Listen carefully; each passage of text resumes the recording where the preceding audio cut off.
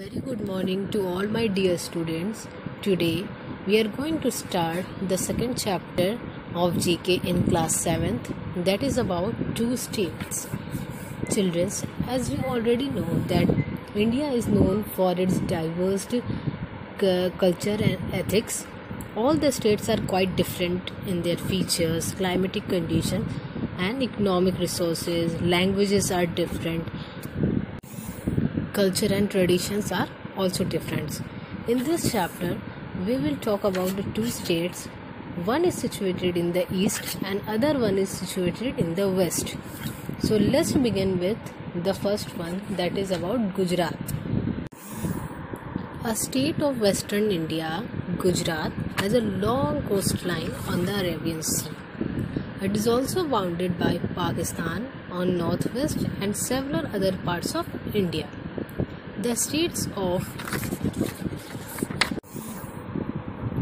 Rajasthan on the north, Madhya Pradesh on the east and Maharashtra on the southeast, and the small union territories of Daman and Diu and Dadra and Nagar Haveli on the parts of south.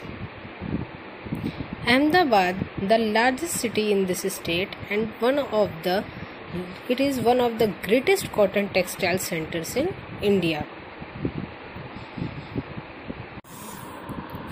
Among Gujarat's other major cities are Surat, Vadodara, Rajkot, Bhavnagar and Jamnagar. Most of the population lives in rural areas.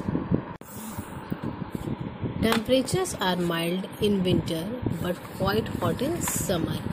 Rainfall also varies greatly, with the north significantly drier than south.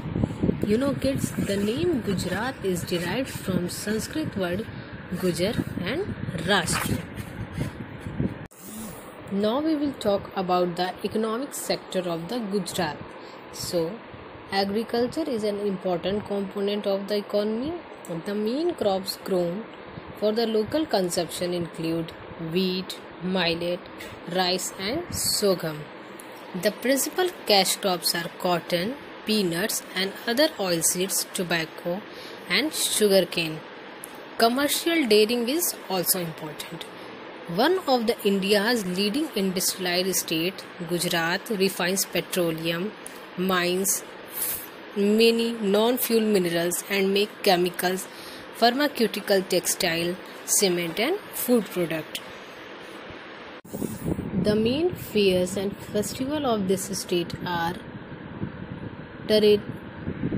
Tarnetar Fair dedicated to Lord Shiva, Madhavrai Fair, Ambaji Fair, Janmashtami, Ran Mahotsav, Makar Sankranti, Dangi Darbar, Shamaji, Bhavnath Fair, International Kite Flying, etc. Gujarat has 41 minor and intermediate ports and one major seaport, Kandla Port. And Gujarat is well connected with roads, railways and airports.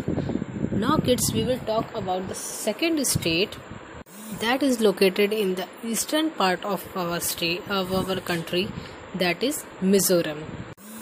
You know kids, previously Mizoram was also a part of Assam until 1972, when it was carved out as a union territory. It became the 23rd state of India on 20th February 1987, and the capital of Mizoram is Aizawl.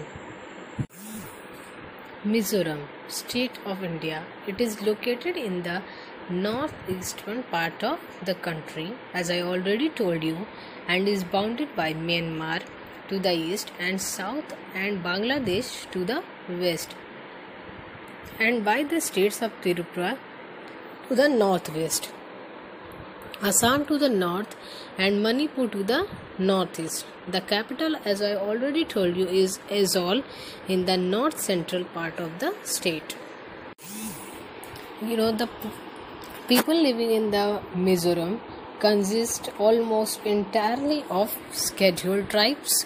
These groups are loosely called Mizo, means Highlanders. Music and dance are important elements in Mizo culture life, with many festivities associated with the Christian holidays. Other celebrations are also celebrated here, however, are centered on significant phases of agricultural cycle. The Mimkut, for instance, the Mimkut is held in August or September after the harvest of the year, means when they first harvest their crops. It is intended both to give thanks and to honor the deceased relatives. You know, kids, the people of Mizoram speaks Mizo, Lushai and English. The famous cuisines are Mizobai, Arsa, Wasa Rep, Socher, Bamboo Stock and Kot Pitha. Now kids, it's time to wind up your class and I hope you have got to all the points about Gujarat and Mizoram. So learn all the important points about the states of Mizoram and Gujarat. Now we will meet in our next class. Till then, take care. Goodbye. A very good morning to all my dear students. Today